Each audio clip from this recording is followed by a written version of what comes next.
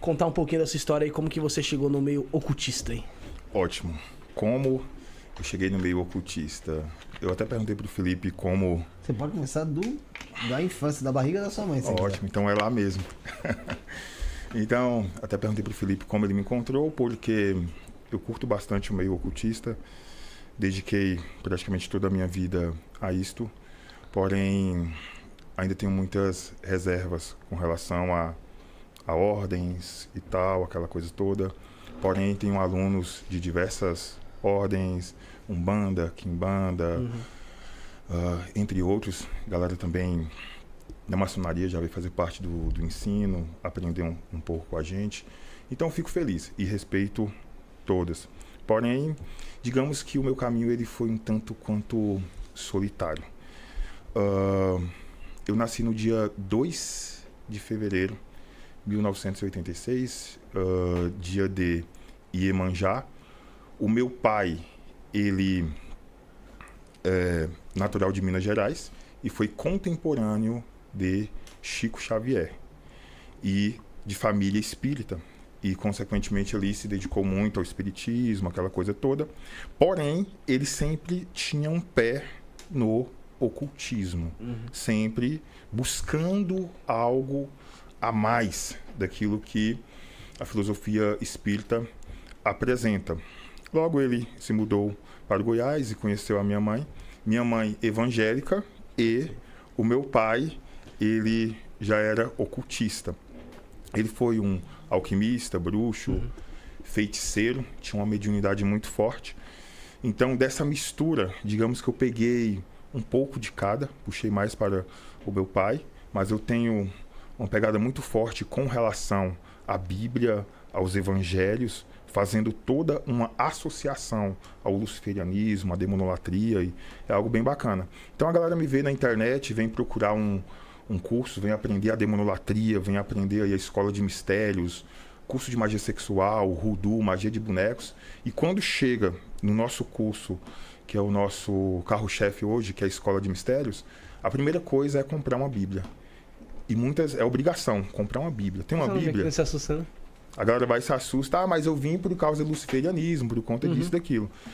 Daí eu digo, você quer aprender comigo? Você confiou no meu trabalho? Então é obrigação comprar uma Bíblia. Mas porque a religião, isso, tal. É obrigação comprar uma Bíblia. Compra a Bíblia. E a gente começa a passar os estudos. Tem aqueles que se dedicam, aqueles que não se dedicam. Mas eu já vi muitos alunos com aversão à Bíblia.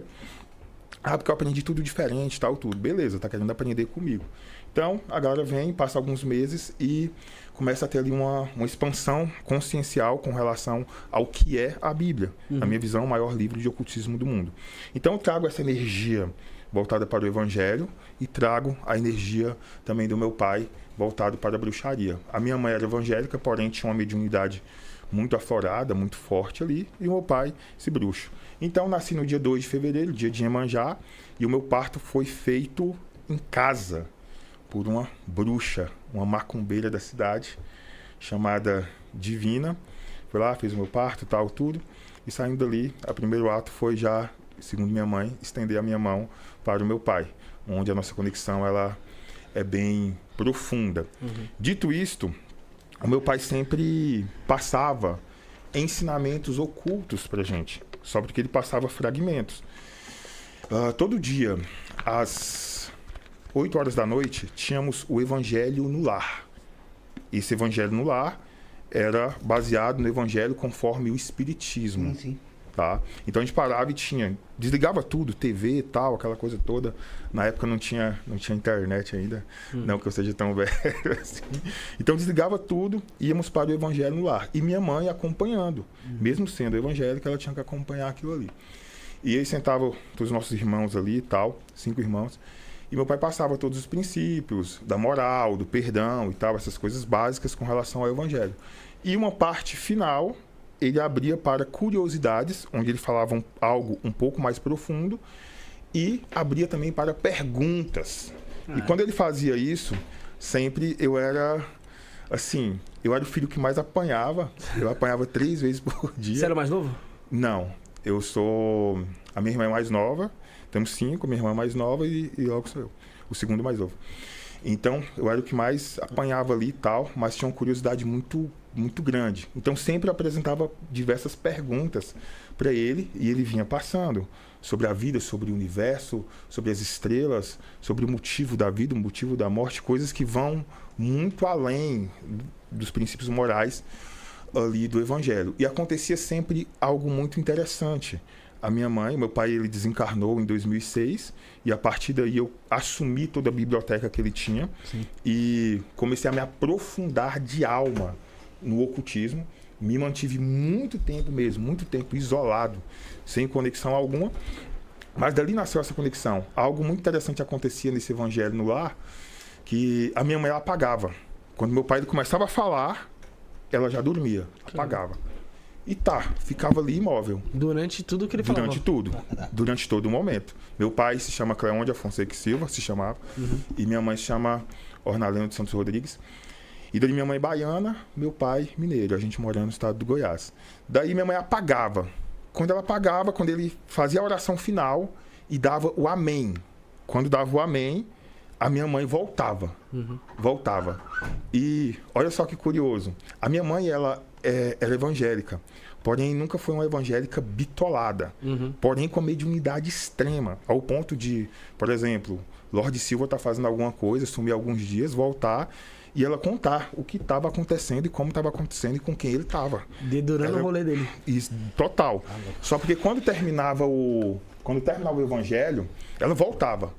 Quando ela voltava, ela começava a falar as visões que ela tinha durante a sessão. Pô, ela meio Ela que... desdobrava. É isso que eu ia falar. Ela desdobrava e saía no astral. Cara, que... E contava as visões que ela tinha. E quem estava presente durante a reunião.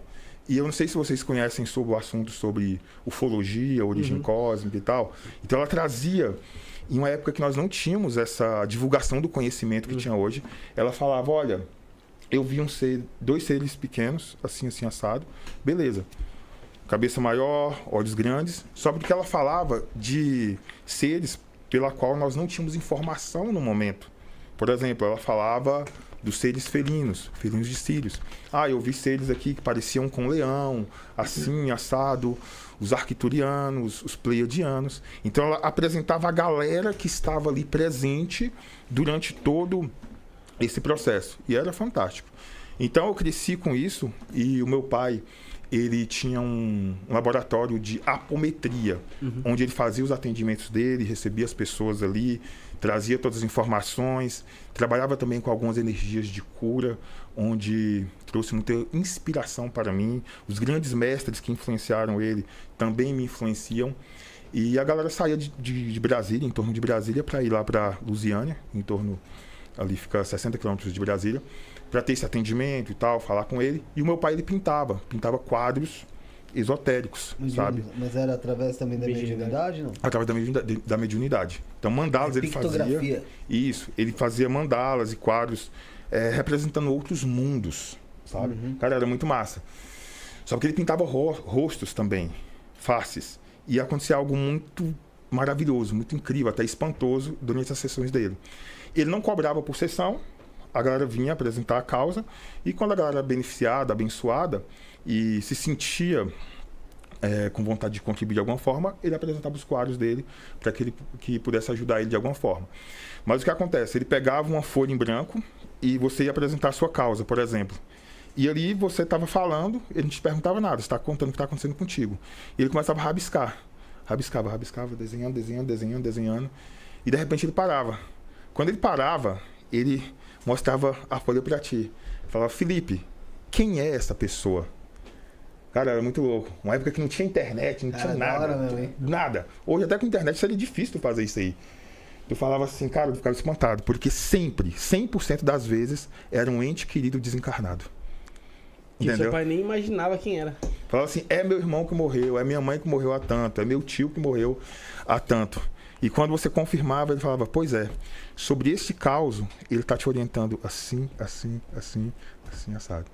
Era bem louco. Assim, a galera me encontra, a galera fala, tu é muito ousado, tu tem conhecimento. Não, ousado era o meu pai.